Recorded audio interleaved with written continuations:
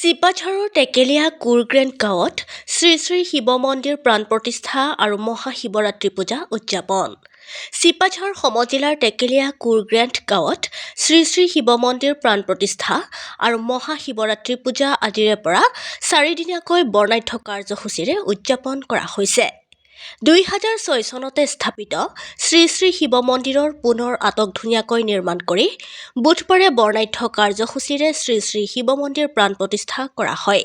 সেই মৰ্মে সমূহীয়া চাফাই ধৰ্মধ্বজা উত্তোলন কৰে মন্দিৰ পৰিচালনা সমিতিৰ সভাপতি গিৰিৰাজ থাপাই। বন্তি প্ৰজ্বলন কাৰ্যসূচীৰ পিছতে হিয়াৰ আমঠু জুবিন গাৰ্গৰ প্ৰতিচ্ছবিত শ্ৰদ্ধাঞ্জলি কাৰ্যসূচী অনুষ্ঠিত হয়। পবিত্ৰ নদীৰ পৰা বৰুণ জল আৰোহণ আৰু প্ৰতিমা পৰিক্ৰমা কাৰ্যসূচী শুভ উদ্বোধন কৰে একেচলীয়া প্ৰাথমিক বিদ্যালয়ৰ প্ৰধান শিক্ষয়িত্ৰী ৰমিলা দাসে। পবিত্ৰ নদীৰ পৰা বৰুণ জল আৰোহণ আৰু প্ৰতিমা পৰিক্ৰমা কাৰ্যসূচীত এক বৰ্ণিল সাংস্কৃতিক শোভাযাত্ৰাত নাম কীৰ্তনেৰে মুখৰিত হৈছে সমগ্ৰ অঞ্চল। মূল মন্দিৰৰ গৰ্ভগৃহ প্ৰৱেশদ্বাৰ মুকলি কৰে কুৰুৱা উচ্চতৰ মাধ্যমিক বিদ্যালয়ৰ অৱসৰী অধ্যক্ষ বল বাহাদুৰ চেত্ৰীয়ে।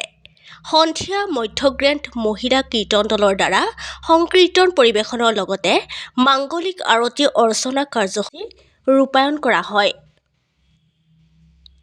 অনুষ্ঠানৰ সকলো কাৰ্যসূচীত আঞ্চলিক ভক্তপ্ৰাণ ৰাইজৰ সহায় সহযোগিতা কামনা কৰিছে টেকেলীয়া কুৰগ্ৰেণ্ডৰ শ্ৰী শ্ৰী শিৱ মন্দিৰ পৰিচালনা সমিতিয়ে। News desk, any Assam digital. সৰ্বপ্ৰথম আপোনালোকৰ সংবাদ মাধ্যমক আমি ধন্যবাদ জ্ঞাপন কৰিছোঁ।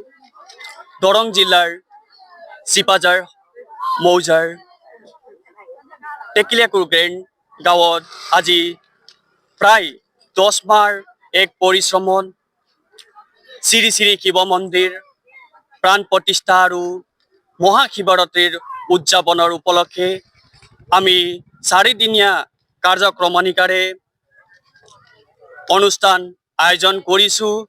আজি ৰাতিপুৱা 7:30 বজাৰ পৰা চৌপাশ মন্দিৰৰ চৌপাশ চাফ চিকুণ আৰু মন্দিৰ সজ্জিতকৰণ, ধৰ্মধ্বজা পতাকা উত্তোলন, তাৰপিছত বন্তি প্ৰজ্বলন, আমাৰ অসমৰ হাৰ্টথ্ৰব জুবিন গাৰ্গ দেৱৰ প্ৰতিচ্ছবিক আমি শ্ৰদ্ধাঞ্জলি অৰ্পণ কাৰ্যসূচী লোৱাৰ পিছত এতিয়া আমি এই ক্ষণত থিয় হৈছোঁ।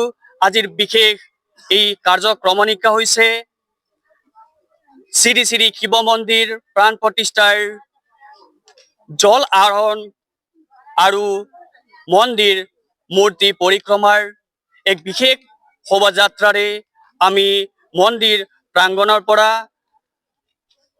পবিত্ৰ ব্ৰহ্মপুত্ৰ মন্দিৰলৈ আমি এক যাত্ৰাৰে আগুৱাই যাম।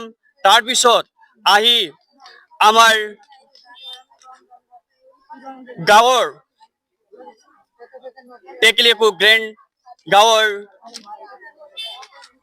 মাননীয় বল বাহাদুৰ চেত্ৰী ছাৰ, তেখেতে আজিৰ এই পবিত্ৰ ঐতিহাসিক হিচাপে মন্দিৰৰ মূৰ দ্বাৰ মুকলি কৰিব।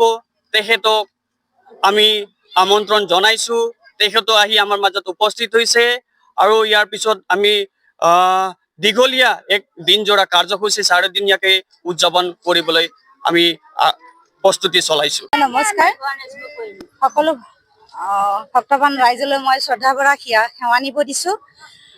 আজি টেকেলীয়া কুৰগ্ৰেণ্ডৰ যি মন্দিৰ উদ্বোধনী কাৰ্য, সঁচাকৈ এই অঞ্চললৈ যেন এই মন্দিৰটোৱে শান্তি সমৃদ্ধি বজাই ৰাখে, শান্তি সমৃদ্ধি সকলোলৈ যেন খুব কঢ়িয়াই আনে, এইখিনিয়ে মোৰ ক'বলগীয়া। দক্ষিণ পশ্চিমৰ একেবাৰে পিছপৰা অঞ্চল টেকেলীয়া কুৰগ্ৰেণ্ড। এই গ্ৰেণ্ডৰ নৱ তথা প্ৰাক্তন প্ৰজন্মই লগ লাগি এটা শিৱৰ মন্দিৰ স্থাপন কৰা আজি কেইবাদিনৰ পৰা আৰম্ভ কৰিছিলে। আজি সেই তেওঁলোকৰ প্ৰচেষ্টা সফল হৈছে। আশা ৰাখিছোঁ ইয়াত সনাতনী ধৰ্মৰ শিৱ বাবাই নিশ্চয় অঞ্চলটোৰ এটা সুন্দৰ ধাৰণা আনিব। আৰু আমাৰ মূল কথা হ'ল আধ্যাত্মিক চিন্তাৰ জৰিয়তে সত্য অসত্য, ন্যায় অন্যায়, উচিত অনুচিত এইবিলাক দিশ বিচাৰ কৰা এটা শক্তি দিব। এই শক্তিয়ে সকলো প্ৰজন্মই, সকলো এই ধৰ্মপ্ৰাণ ৰাইজে এই শিৱ বাবাৰ মন্দিৰত দৰ্শন লৈ ইয়াত ভাৱ ভক্তি প্ৰকাশ কৰি যাতে সেই ন্যায়, সত্য, উচিত এইবিলাক দিশ মতে নিজকে পৰিচালিত কৰিবৰ শক্তি পাব বুলি আশা ৰাখিছো।